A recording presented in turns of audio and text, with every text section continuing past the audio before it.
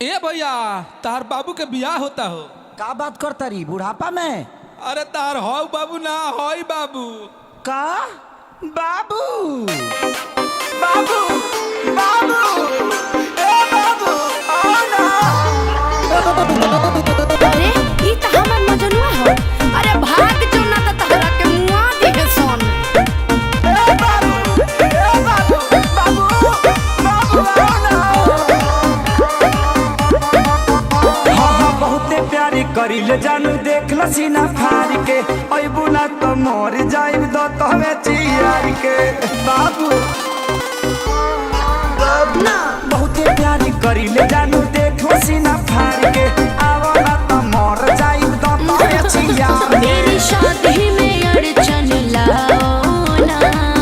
बाबू बाबू अरे का हो? भाई जी थोड़ा धीरे मारिए ना, अभी ताजा ताजा वैक्सीन लिए हैं, बहुत घाव लग रहा है। कुकुर ले खडाट के भगाओ ना। जाओ ना। ए बाबू बहरिया वो ना। अरे जाओ ना। ए बाबू बहरिया वो ना। अरे साफे थुथुर हवा का। अरे जा ना। अरे सब मार के मुआ दी है। अरे काहे नहीं खो समझत। अरे जा ना।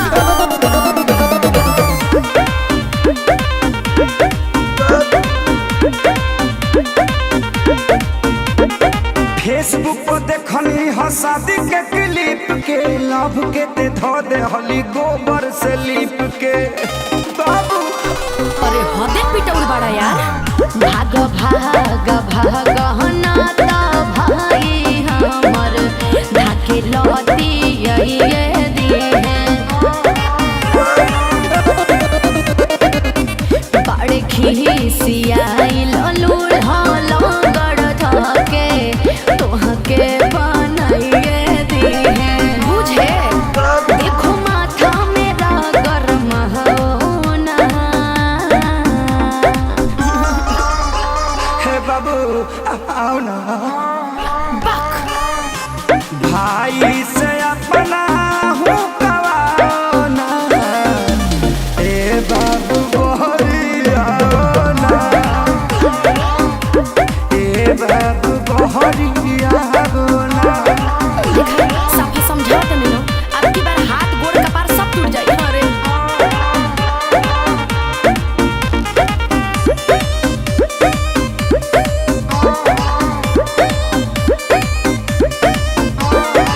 तू हमर काजल हम अजय देवगन हो।